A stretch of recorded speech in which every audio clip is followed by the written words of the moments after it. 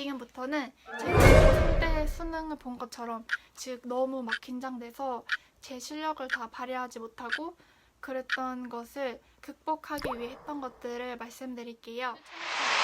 시험 보기 전에 할 수 있는 것과 수능 장에서 할 수 있는 것 두 가지로 나눠서 말씀드릴게요. 저는 일단 시험 공포증이 굉장히 심했어요. 모의고사 보기 며칠 전부터 막 긴장감 때문에 숨이 이렇게 탁탁 막히는 느낌이 드는 거예요. 그래서 숨을 이렇게 크게 들이셔야 할 정도로 긴장감이 심했어요. 그리고 시험 당일에는 너무 막 손이 막 차가워지고 배가 아파서 시험에 대한 부담감이 저 스스로 되게 그냥 컸던 것 같아요. 그래서 저는 항상 모의고사 보는 날 아침마다 청심환을 꼭 먹었었어요. 그래서 수능 때도 청심환을 3개나 챙겨갔었는데 제가 아침에 청심환 먹는 거를 까먹어서 청심환을 안 먹은 거예요. 그래서 이걸 보면 얼마나 수능 때 정신이 없었는지 알 수 있죠. 일단 수능 보기 전에 할 수 있는 것 첫 번째는 시험과 공부가 같다고 생각하는 것입니다. 이거는 단지 연습은 실전처럼, 실전도 연습처럼 열심히 하라는 뜻이 아니고요. 보통 공부를 할 때 긴장을 하진 않잖아요. 그러니까 공부를 할 때는 문제를 차분히 읽고, 아, 이게 무슨 의미구나 이렇게 받아들이고, 그 전에 공부했던 거, 내 머릿속에 있는 것들을 다 가지고 와서 생각을 통해서 어떤 새로운 것을 계속 배우면서 공부를 하잖아요. 그런 것처럼 시험도 공부의 일종이다 라고 생각을 했어요. 그러다 보니까 모의고사를 보러 갈 때도 나는 80분 동안 국어 공부를 하는 거야 이렇게 생각을 했어요. 이렇게 생각을 하면 시험에서 모르는 게 나오는 게 당연한 거고, 모르는 게 나와도 내가 지금까지 공부한 거를 바탕으로 풀어내는 거고, 혹여나 내가 풀어내지 못하더라도 그거는 내가 지금까지 공부한 걸로 생각을 할 수 없었던 거니까 그 순간에 그거는 더 이상 미련이 남지 않더라고요. 그래서 저는 이렇게 시험이 공부와 같다라고 생각을 한 후에는 시험 칠 때 틀린 거는 어떤 이유로든 내가 틀린 것이다 라고 명확히 인정할 수 있게 됐어요. 그리고 새로운 유형의 문제에도 두려움이 많이 줄어들게 되었습니다. 그리고 점점 점수와 등급에도 덤덤해지게 되었고, 어떤 그냥 그 문제 자체에만 집중할 수 있게 되었어요.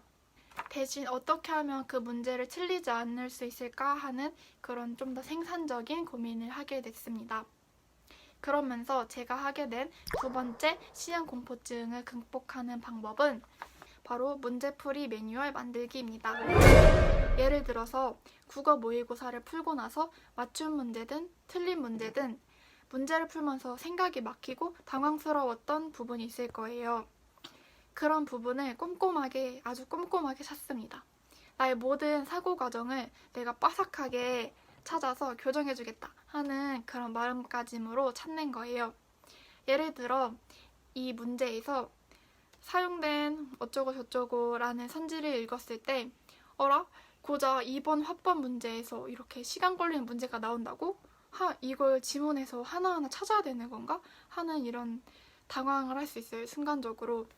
실제로 시험을 볼 때 이 문제를 보고 당황을 해서 지문을 아주 여러 번 읽고 이 문제 시간을 굉장히 많이 썼어요. 근데 그렇게 많이 쓰고도 답에 확신을 크게 가지지 못했었거든요. 이걸 개선하기 위해서 이렇게 적어두는 거예요. 먼저 한 페이지를 스캔했을 때 그림 자료가 있는 문제는 지문 읽으면서 풀기. 정보량이 많지만 하나하나 차분히 대조하면 풀리는 문제. 그럼에도 당황하여 OX가 정확히 보이지 않는다면 세모 활용하기. 답은 하나니까. 이런 식으로 이렇게 내가 당황했던 문제 옆에다가 이렇게 매뉴얼을 적어 놓는 거예요. 이렇게 제가 어느 부분에서 사고가 꼬이는지 당황하는지를 찾고 다시 그러지 않기 위한 매뉴얼을 적는 겁니다. 이렇게 문제들을 정리하고 저는 이 모의고사에 적어둔 저의 당황하는 사고 유형 그리고 그 대처 방법들을 모의고사를 하나 다 풀고 나서 제가 쭉 읽으면서 그거를 음성 녹음을 했어요. 그리고 주기적으로 이렇게 정리해놓은 모의고사들을 복습을 했고, 그리고 모의고사뿐만 아니라 평소에 푸는 문제집의 문제들도 이런 식으로 복습을 했습니다. 새로운 것을 배우는 것보다 중요한 게 자신이 어디서 당황하는지를 알고 어디서 문제를 틀리는 건지 그렇게 아는 거에 정말 중요한 것 같습니다.